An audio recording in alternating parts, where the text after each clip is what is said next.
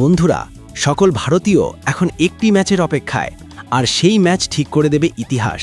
ইতিমধ্যেই ভারত ইংল্যান্ডকে হারিয়ে টি-20 বিশ্বকাপ 2006 সালের ফাইনালের টিকিট পাকা করে ফেলেছে।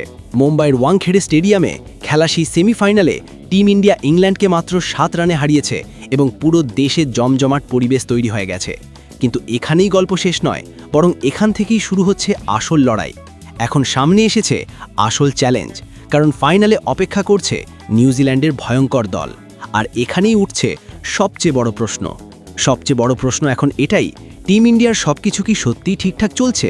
কারণ যেভাবে অভিষেক শর্মা এই টুর্নামেন্টে ব্যাটিং করছে, গত ম্যাচে তিনি মাত্র 9 রান করে আউট হয়ে গেছে। তাহলে কি অভিষেক শর্মা ভারতকে ট্রফি জিতিয়ে দিতে পারবে? এই প্রশ্নটাই এখন ঘুরছে সব ভক্তের মাথায়। এবার কথা বলি বোলিং নিয়ে। জসপ্রীত বুমরা ধারাবাহিকভাবে দুর্দান্ত পারফরমেন্স করে যাচ্ছে এবং তার এই পারফরমেন্স অবশ্যই সম্মানের যোগ্য।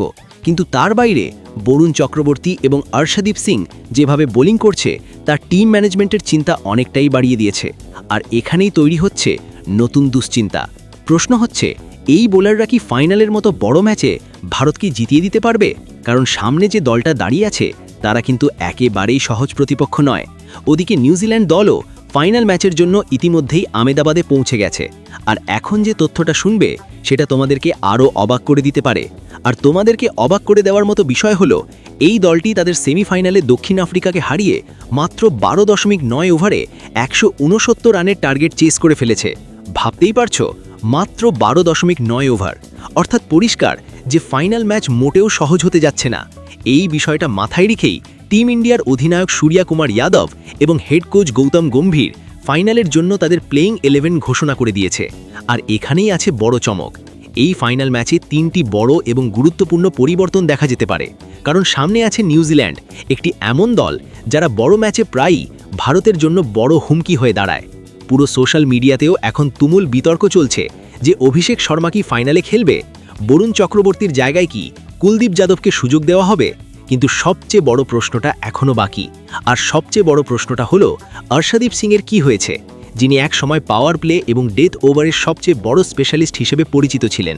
কিন্তু এই মুহূর্তে যেন সেই বল দেখাই যাচ্ছে না। তাহলে চলো দেরি না করে তোমাদেরকে সব প্রশ্নের উত্তর জানার চেষ্টা করি।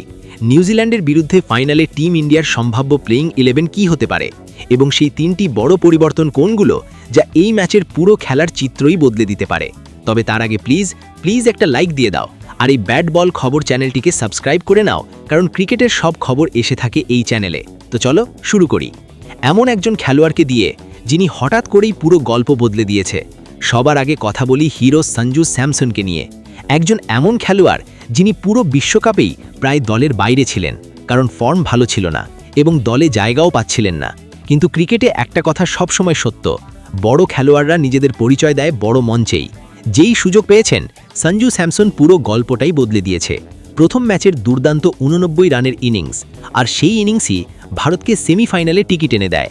আর এখানেই থেমে থাকেনি। এরপর ইংল্যান্ডের বিরুদ্ধে সেমিফাইনালে 89 রানের অসাধারণ ইনিংস। একসময় মনে হচ্ছিল এখান থেকেই হয়তো ভারতের ফাইনালের স্বপ্ন শেষ হয়ে যাবে। কিন্তু ঠিক সেই সময় সঞ্জু স্যামসন ক্রিজে দাঁড়িয়ে থেকে নিজের ব্যাটিং দিয়ে ম্যাচের মুড়ি ঘুরিয়ে দেন। আর সেই কারণে আজ টিম ইন্ডিয়া ফাইনালে পৌঁছে গেছে। এবার আসি অভিষেক শর্মার প্রসঙ্গে। আসলে তার কি হয়ে গেছে? ওয়েস্ট ইন্ডিজের বিরুদ্ধে মাত্র 10 রান, আর সেমিফাইনালেও মাত্র 9 রান করে আউট হয়ে যায়। যে খেলোয়াড়ের উপর 140 কোটি ভারতীয়র আশা ছিল, সেই খেলোয়াড়ই এখন সংগ্রাম করতে দেখা যাচ্ছে। যিনি আগে মাঠের চারদিকে বড় বড় শট খেলতেন, এখন সেই শট খেলতে গিয়েই বারবার আউট হয়ে যাচ্ছে। সত্যি বলতে আমি নিজেও অভিষেক শর্মার ফর্ম দেখে খুবই অবাক হয়ে। এবার আসি সবচেয়ে বড় প্রশ্নে, বরুণ চক্রবর্তীকে কি এখন দল থেকে বাদ দেওয়া উচিত? কারণ সত্যি কথা বলতে গেলে এই পুরো বিশ্বকাপেই তিনি নিজের আসল ছন্দে দেখা দেননি। গতকাল ইংল্যান্ডের বিরুদ্ধে সেমিফাইনালে তিনি 4 ওভারে 64 রান দিয়েছেন। এটা তার টি-20 কেরিয়ারের সবচেয়ে খরচ স্পেল হয়ে গেছে। এতেই শেষ নয়, ওয়েস্ট ইন্ডিজের বিরুদ্ধে 40 রান, জিম্বাবুয়ের বিরুদ্ধে 35 রান, দক্ষিণ আফ্রিকার বিরুদ্ধে 47 রান। টি-20-র মতো ছোট ফরম্যাটে যদি একজন স্পিনার 40-45 রান দিয়ে দেন, তাহলে ম্যাচের ভারসাম্য পুরোপুরি নষ্ট হয়ে যেতে পারে। কারণ শুধু উইকেট নেওয়াই যথেষ্ট নয়, রান আটকানো আরও গুরুত্বপূর্ণ। তাই এখন প্রশ্ন, ফাইনালে কি কুলদীপ যাদবকে সুযোগ দেওয়া উচিত? কারণ কুলদীপের অভিজ্ঞতা এবং তার চায়নাম্যান স্পিন নিউজিল্যান্ডের ব্যাটসম্যানদের জন্য বড় বিপদ হয়ে উঠতে পারে। এবার যদি সময়সূচির কথা বলা হয়, ভারত বনাম নিউজিল্যান্ডের মহাফাইনাল ম্যাচ 8ই মার্চ আহমেদাবাদের নরেন্দ্র মোদী স্টেডিয়ামে অনুষ্ঠিত হবে। এবার আসি আরেকটি বড় প্রশ্নে, নিউজিল্যান্ডের বিরুদ্ধে ভারতের সম্ভাব্য প্লেইং 11 কি হতে পারে? চলো দেখি তাহলে। 1 নম্বর সঞ্জু স্যামসন। 89 রানের ইনিংস আবার প্রমাণ করেছে যে চাপ তাকে ভয় দেখায় না, বরং জাগিয়ে তোলে। 2 নম্বর অভিষেক শর্মা। প্রতিভা অসাধারণ, কিন্তু গত ম্যাচে মাত্র 9 রান করে আউট। ফাইনালে তার কাছ থেকে আত্মবিশ্বাসী শুরু আশা করা হবে। 3 নম্বর ঈশান কিষান। মারমুখী মানসিকতা আছে, যদি 6-7 ওভার টিকে যান তাহলে ম্যাচের গতিপথ বদলে দিতে পারেন। গত ম্যাচে 39 রান করেছিলেন। 4 নম্বর সূর্যকুমার যাদব, ক্যাপ্টেন মিস্টার 360।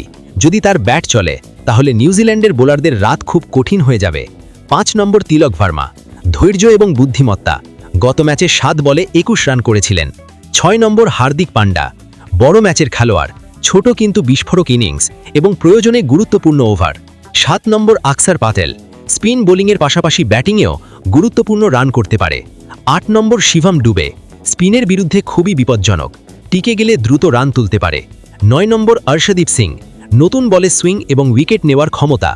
10 নম্বর কুলদীপ যাদব, সুযোগ পেলে নিউজিল্যান্ডের মিডল অর্ডারের বড় পরীক্ষা নেবেন। 11 নম্বর জসপ্রীত বুমরা, ডেথ ওভারের মাস্টার, ইংল্যান্ডের বিরুদ্ধে দুর্দান্ত বোলিং করে ম্যাচ ভারতের দিকে ঘুরিয়ে দিয়েছিলেন। শেষে তোমার কাছে একটা প্রশ্ন, তোমার কি মনে হয় অভিষেক শর্মাকে দল থেকে বাদ দেওয়া উচিত নাকি তাকে আরেকটা সুযোগ দেওয়া উচিত? কমেন্টে অবশ্যই জানাবেন।